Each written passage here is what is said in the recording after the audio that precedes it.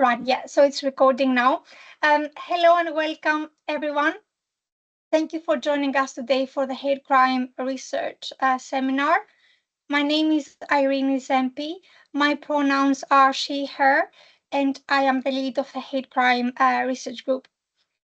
As part of International Women's Day, I am excited and honored to welcome our guest speaker, Dr. Lisa Sugiura, Associate Professor in Cybercrime and Gender at the University of Portsmouth.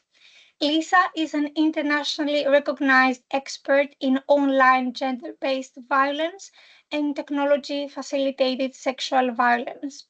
Lisa will present a paper on Justifications of Misogynist Incels, Victimhood and Blame. The presentation will last about 30 minutes, and then hopefully we can have around 15 to 20 minutes for questions, thoughts, reflections.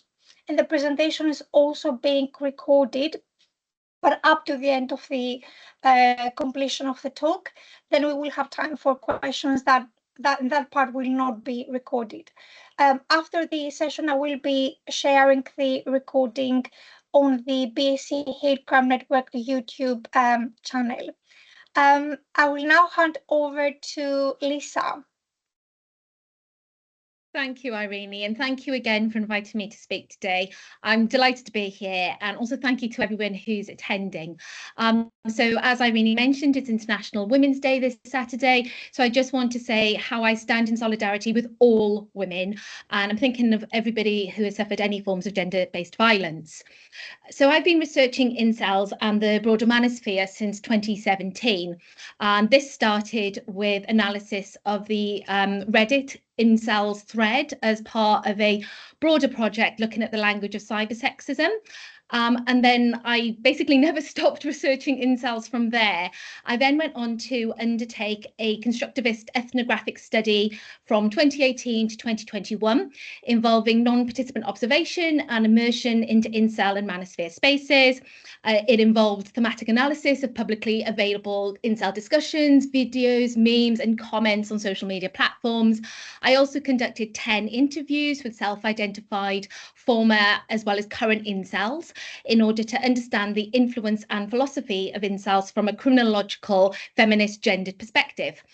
Now, I'm still working in this space, although I don't spend as much time immersed in those sort of online sites. I'm not too proud to admit it really did and continues in some way to take its toll on my mental health. It is a difficult area to work in, but I do a lot of PhD supervision of students undertaking work on this topic and associated topics.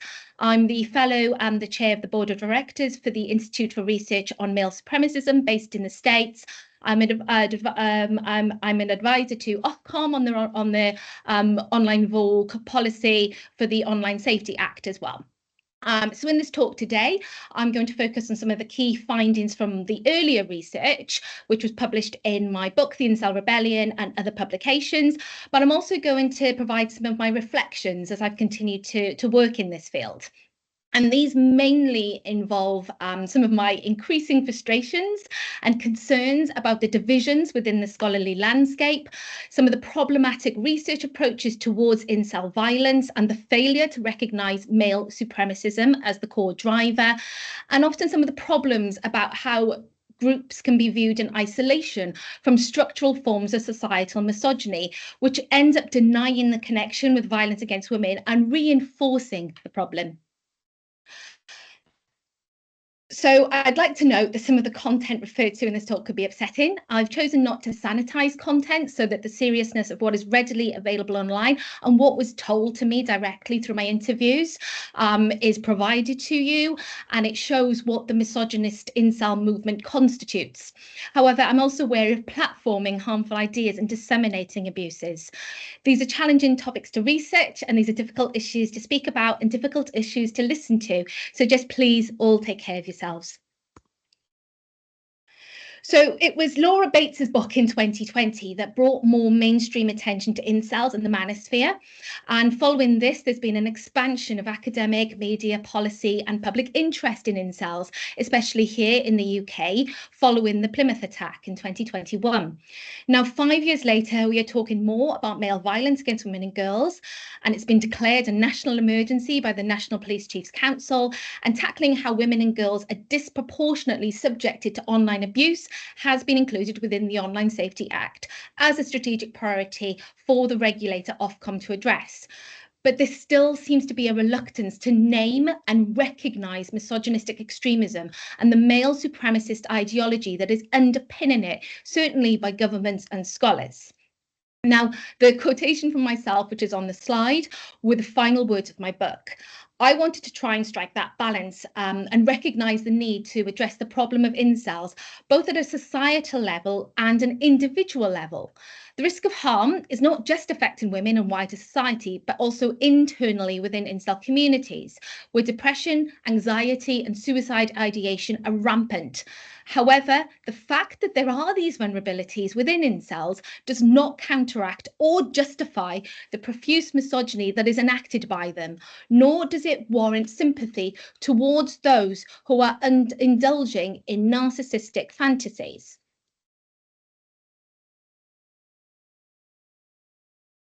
So I'm going to provide some context about incels, just in case there is anyone who is unfamiliar with the term. So apologies if you are well versed in this.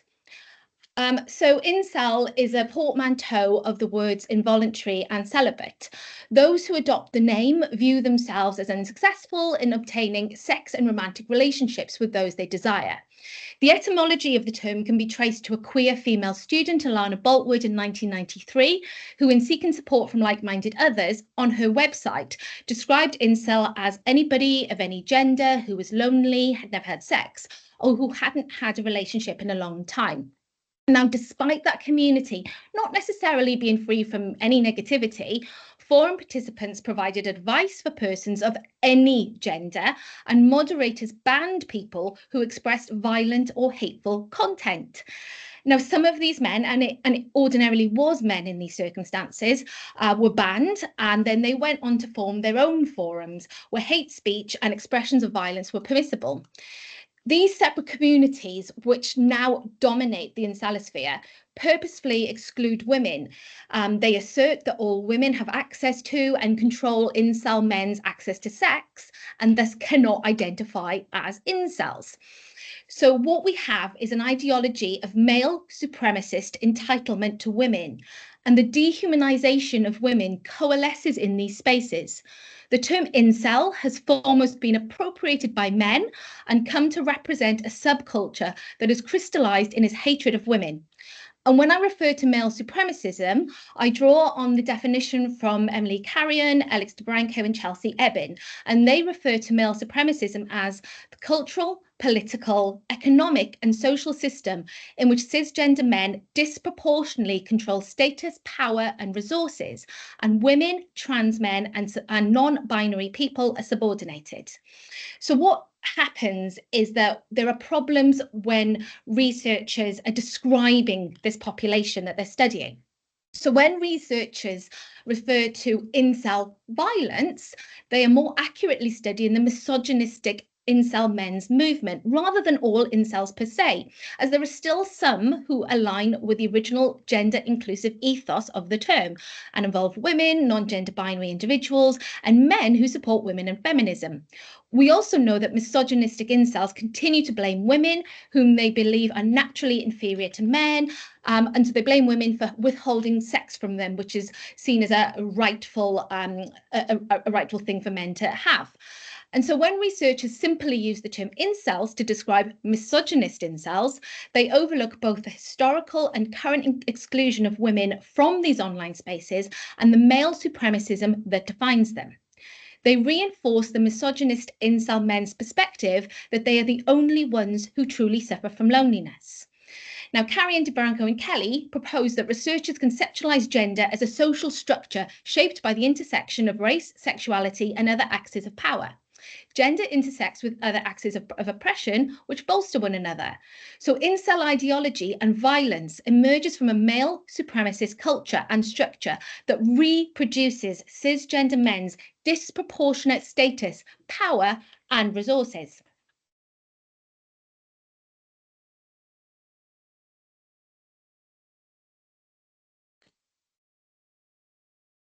So incel as a subculture is not an isolated phenomenon.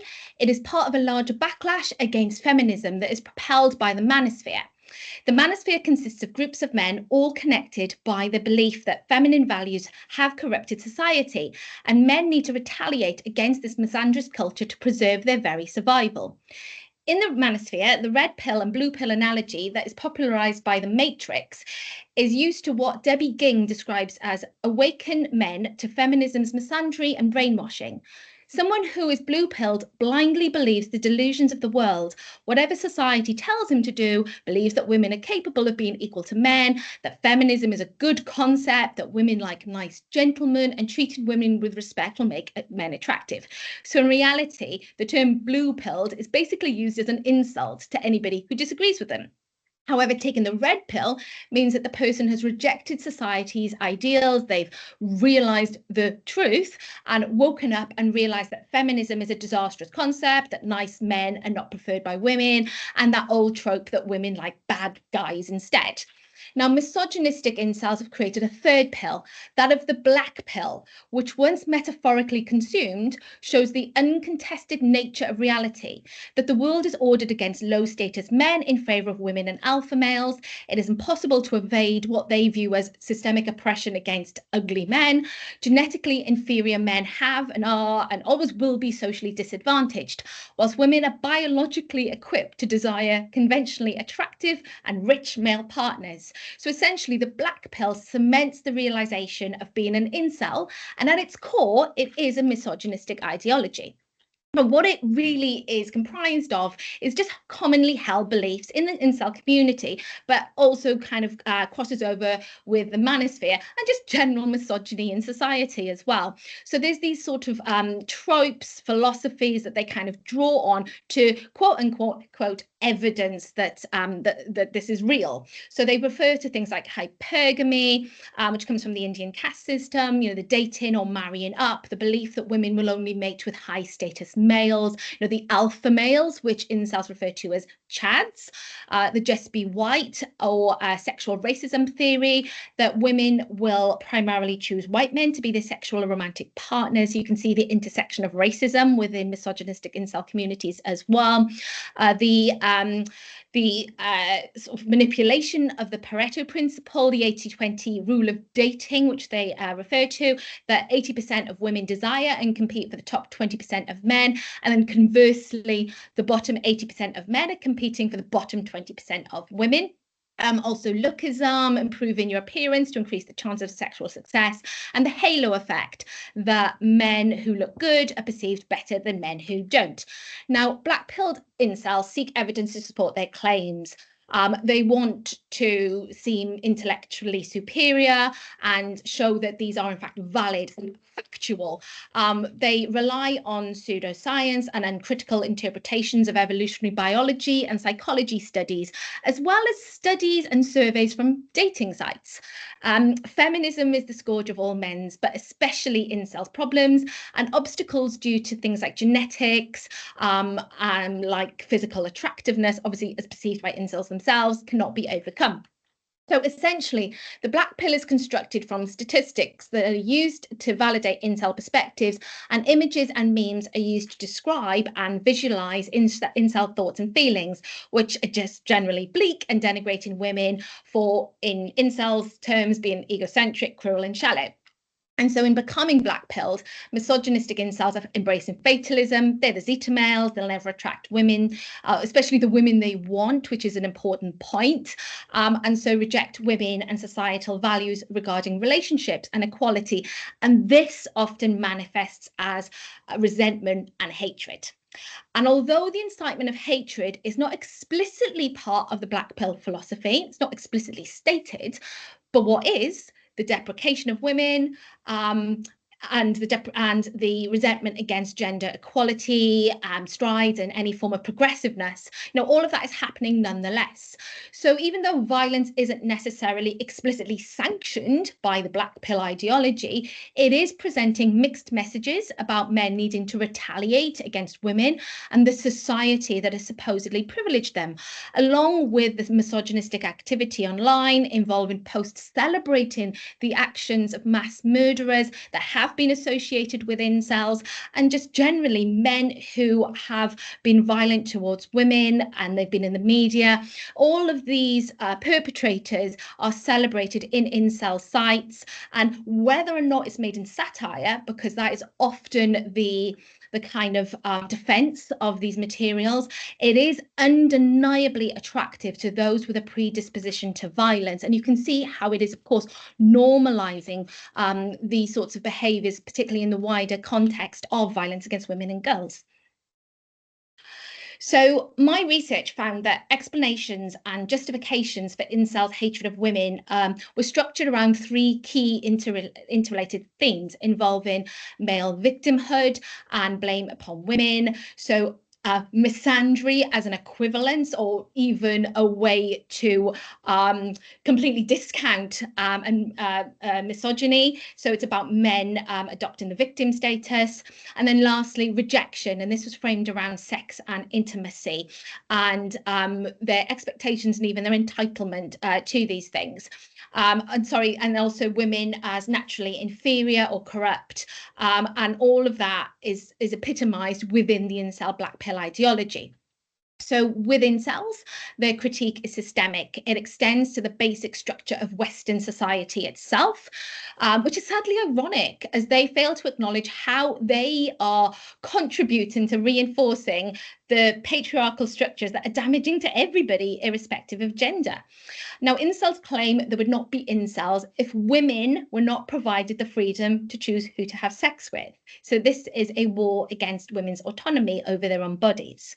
The logical conclusion of the black pill, as one incels.co user wrote, is that women should have never been given any rights. So, misandry. Due to not meeting hegemonic masculine standards and feeling that women are unfairly favoured in society, incels view themselves as the oppressed, such that they are victims of evolutionary biology in not being born, quote unquote, attractive in a societally conventional way. And then they claim misandry as a result of feminism. The world is now structured to hate specific men, i.e. themselves, the incels that because they don't need the kind of societal expectation of what is good looking, it's again perceived by themselves, that they lead these oppressed lives, as they claim. So the false equivalence of misandry serves to act as a weapon to counter feminist language and ideas. Incels, like men's rights activists, use tropes of male victimhood to retaliate against feminism, which they perceive to prioritize women's rights over men's. Terms such as toxic masculinity are co-opted with myriad discussion threads and videos dedicated to toxic femininity, with extreme claims that feminists are actively seeking the annihilation of men. Hysteria and panic are whipped up in incel spaces about false rape allegations, male victims of domestic abuse, fathers losing access to their children, and unknowingly raising other men's children. Misogynist incels denigrate the notion that women face any structural oppression or inequality. And as I said, misandry is used as that counter argument to feminism, rather than calling attention to men's very real problems and seeking solution for those. It's easier to identify women as the common enemy and the cause for all of these issues, rather than obviously the structural institutional problems that we have in our societies. So incels are therefore able to justify the misogyny by turning the tables. So rather than hating women, what they're saying is that they're fighting misandry and standing up for men's rights. So they're not misogynists. They're obviously just justified in what they're doing. But actually what this is a form of what Kate Mann terms himpathy, which is the inappropriate sympathy for cisgender men who perpetrate violence and harm, which is then further embedded in institutions' interactions as well as individual psychology. As I will now show in these quotations from my research. So if you aren't an average male, short, ugly, or aren't human, remember women hate you and wish for you to die. Not returning that hatred is the most soy thing you can do. Any man who isn't a misogynist in today's day and age is a complete, I'll say the last word, but you can see how in that particular quote that there's that real kind of justification and that denial as well of the kind of broader harms or hating women as such. And just in case anybody doesn't know, soy as an insult is used as reference to anything that is perceived as feminine. And this is drawn on from scientific studies, which apparently discovered that soy contains a form of the female sex hormone estrogen. So in the other quotes, we're looked at as the scum of the earth, nice or not. Nothing we can do as below average men will ever be enough. May as well give them a taste of their own medicine. Misogyny implies irrational disgust and hate of women. Being disgusted by foids is completely rational. So incels frequently refer to women as foids. This is short for female humanoid organism. Other popular terms include femoid, toilet or holes, anything which is purposefully dehumanizing and derogatory, as incels perceive women to be subhuman. And if you dehumanize others, it's a way then again of justifying violence and hatred towards them. And then the last quotation, that's why I hate them, because they treat me like shit, because I've respected them and helped them all my life. They don't care. Isn't my hatred justified? Am I the asshole for hating those who hate me? Why is that so difficult to understand for the rest of the world? So there really is that kind of, why can't you see where we're coming from? We are really validated in the kind of claims that they're making here. So another common theme throughout the misogynistic incel movement is that of rejection. And this is presented as not only a reason to hate women, but what made them initially self-identify as an incel in the first place. So in other words, it's of course putting all the blame for incels, just incels in general for them coming into creation, so to speak. It's women's fault. O'Malley et al. State that incel rhetoric may include normal anxieties of young men transitioning into adulthood. Of course, almost no one is immune to romantic failure and the resultant sort of craving and depression, fear, rage, rejection causes. This is not nice for anybody if you're romantically rejected. But however, for incels, what is viewed as an albeit a painful rite of passage, which is experienced by many people, it becomes all-consuming for these incels. It often leads them to seek out answers for their rejection. And then at the core of the black pill, explanations are presented with that veneer of validity under the guise of social and evolutionary theory. And that can be really enticing and seductive to those who are raw from the misery of unrequited love. Yet often misogynist incel narratives are less about that. They're less about finding love and a partner and a healthy relationship. Rather, it's all about the anger and the frustration that is displayed in response to being denied sex.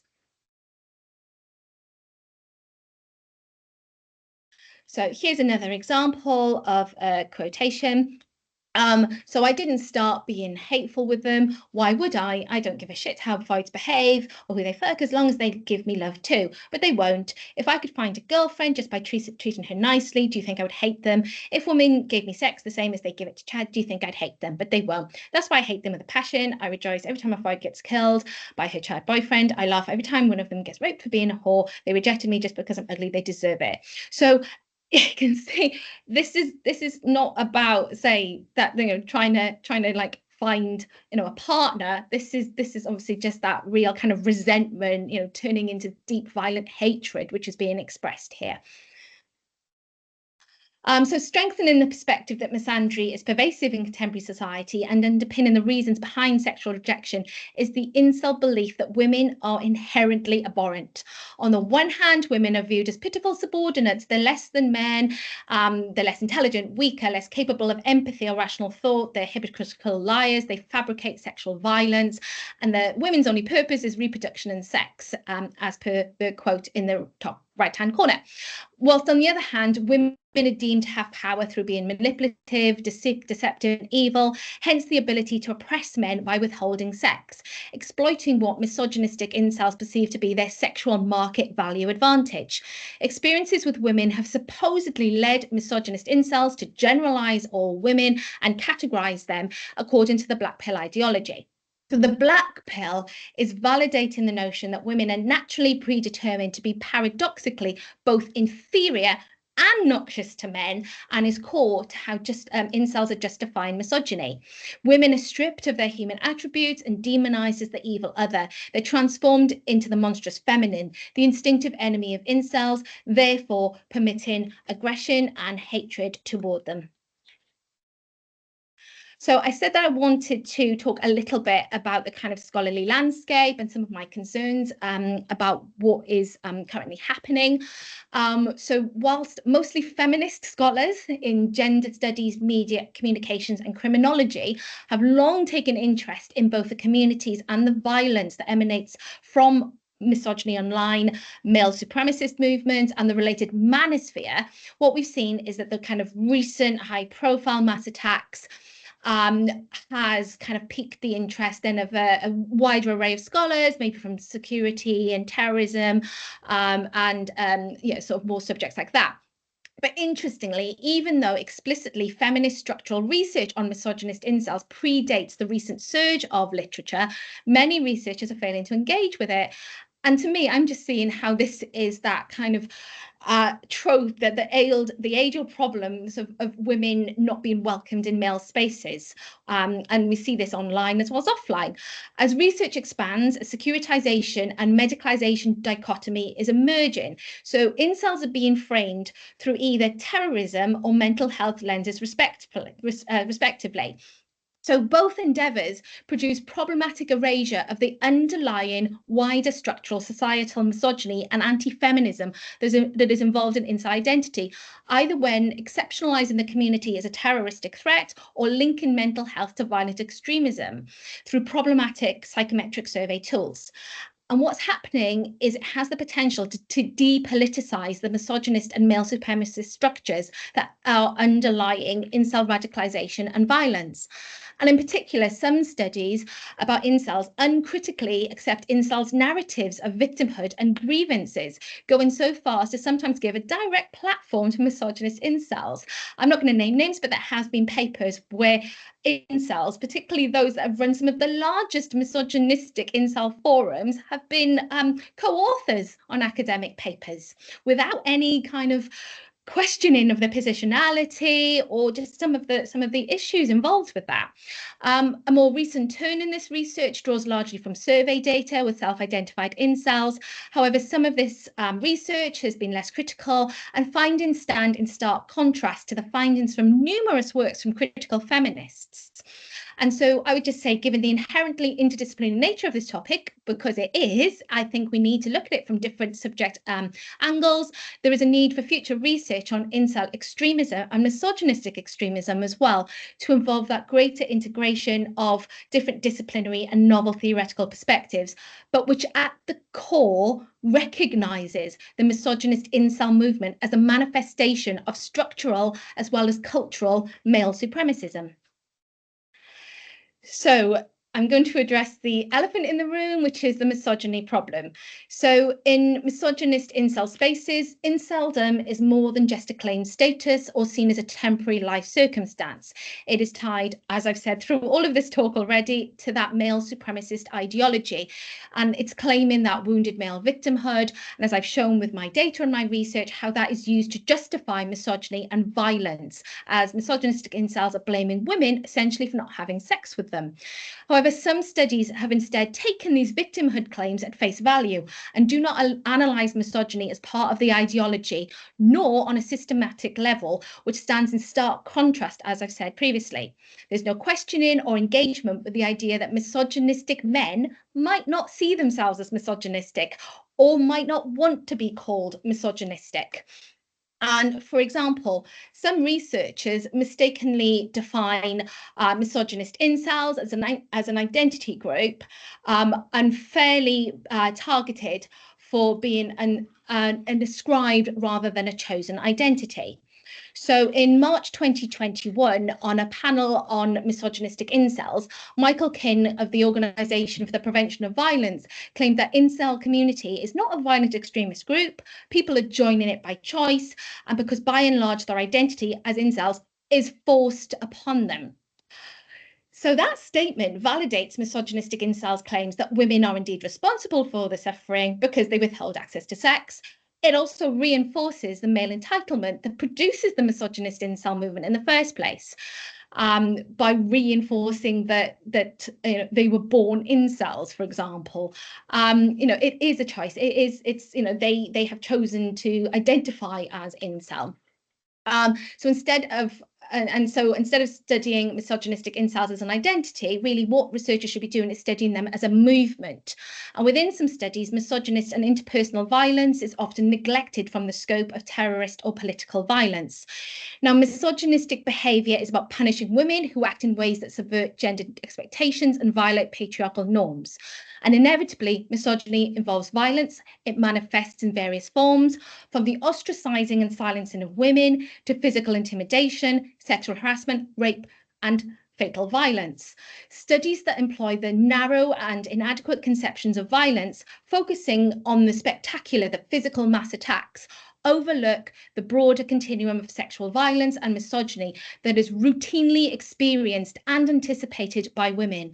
And in doing so, it fails to address the role that incels play in normalizing misogynistic practices and gender inequality. And it ends up reproducing the victim narrative without that systemic analysis of misogyny and power. So studies, including my own, do highlight mental health struggles in the incel community, things like neurodiversity and a history of bullying. However, where some studies differ from my own is where these vulnerabilities are set in relation to the majority of incels' supposed rejection of violence. Studies look to mental illness or autism spectrum disorder as an explanatory factor for participation in misogynist incel spaces, but these theoretical approaches reflect more empathy than empirical fact. Instead of recognising the harm that misogynistic incels cause through violence, these studies focus on the costs that misogynist incels supposedly bear, for example, loneliness. But mental illness in and of itself cannot explain heterosexual cisgender men's mobilisation into the misogynistic incel movement. And therefore, mental health treatment alone will not solve misogynist incel mobilisation because mental illness is not its primary cause. Misogyny is. And indeed, the 2014 Isla Vista shooter received mental health treatment all through his life. And incel misogyny is not an illness in the sense that it is not aberrant, it is a reflection, if a more extreme manifestation of a misogynistic society that emphasises cis men's entitlement to heterosex and women's bodies, as well as men's supposed biological propensity for violence. And furthermore, many of these diagnoses are relying on self-reported diagnoses online, and often in misogynistic incels will state that they've never actually been formally diagnosed by a healthcare professional. Numbers are not externally validated by researchers, and there is the acknowledgement that in incel spaces, there might be a demand characteristic due to the high prevalence of mental health discussions. And that might inevitably end up normalising and encouraging those who wish to belong or join the incel community to express mental health problems as well. So even if accurate, it also seems that mental health is being used to depoliticize incel violence and misogyny, both through the way that mental health and things like autism spectrum disorder are invoked to establish that incels should not be classified as a terrorist group and should be understood as overall non-violent. But this lack of engagement in understanding how systemic misogyny and male supremacism fuels incel communities, that failure to understand the misogyny that shapes this movement, and the choice to put an emphasis instead on mental health means that misogyny is made apparent. That the causal link between poor mental health and incel ideology and violence also falls apart when we consider that cisgender heterosexual men are not necessarily the most vulnerable population with respect to mental health. So, obviously trans persons, non-binary persons experience clinical symptoms of depression and anxiety at more than twice the rate of cis men. We also know that statistically, cisgender white men are disproportionately the perpetrators of mass violence in the States. So instead of offering mental health treatment as the sole solution for misogynist incel violence, practitioners should follow the lead of the intimate partner violence field in recognising that mental illness and violence perpetration are distinct and that therefore they require distinct interventions. So because misogynist incel radicalization and extremism is much more complex than some studies insinuate, taking uncritical epistemology seriously can have problematic effects. This leads to legitimizing incel narratives of victimhood, which have been shown to diminish victimhood of other groups and mainstream hateful worldviews. And further, wounded male victimhood has long been a typical narrative of backlash against social progress.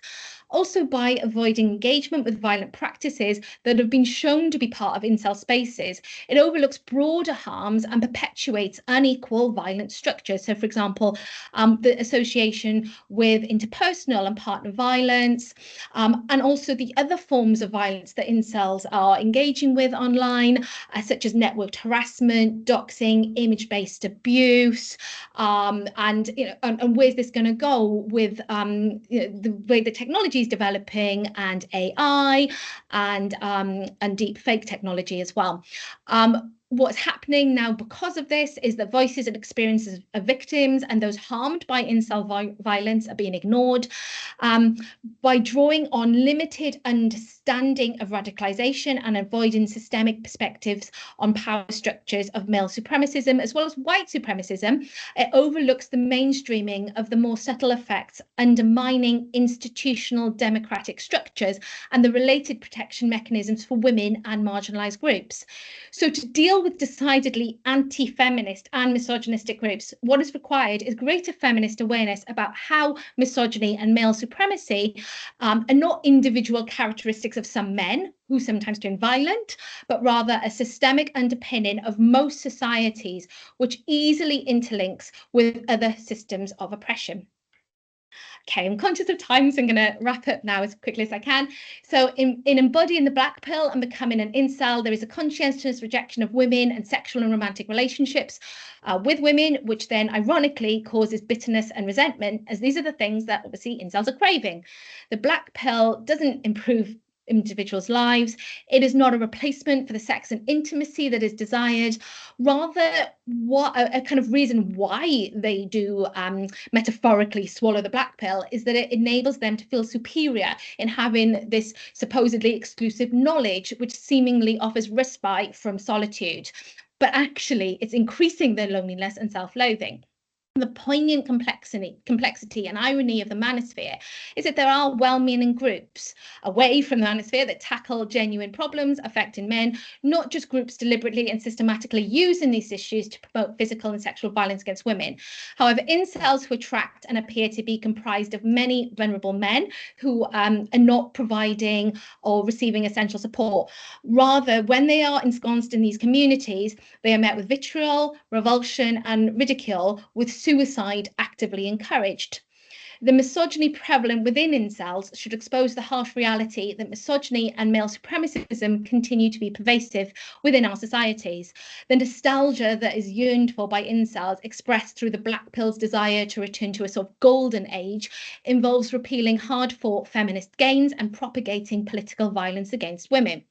However, misogynist incels do not exist and do not solely occur within an online vacuum. They are a reflection of societies grounded in misogyny, and online spaces mirror a reality that enables entitlement, anger, and hatred towards women. Therefore, research on misogynist incels must recognise that male supremacist groups do not act outside of our social structures and culture, but rather within them, and have their own interests as a group.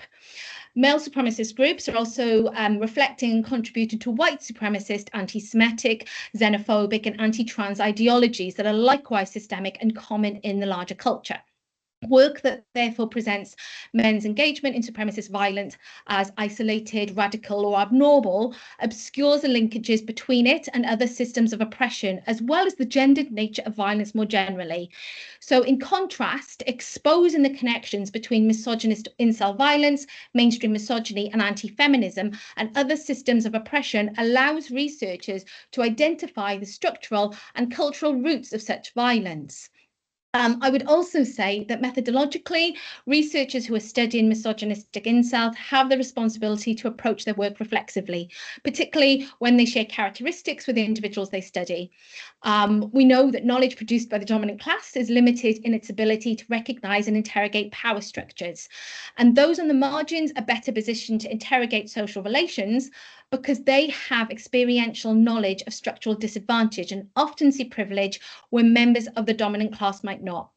The overwhelming representation of dominant group members in the field means that the limitations we describe are common, and that more standpoints from trans and non-binary people or women of colour are often overlooked. Research's failure to critically evaluate misogynistic incels claims reflects, as I've mentioned earlier, Kate Mann's concept of himpathy. However, that feminist structural perspective on gender can intervene in the tendency towards himpathy by helping researchers to recognise that they too are fixed firmly in male supremacist structures and culture, and so must purposefully work to avoid reproducing them.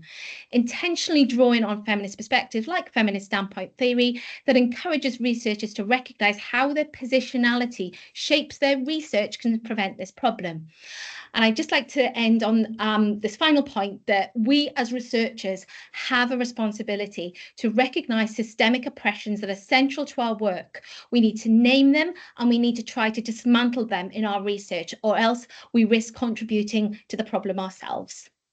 So thank you very much for listening. I'm going to do a cheeky shout out for the British Society of Criminology conference that we're hosting in Portsmouth in July this year too. Thank you. I will stop recording now.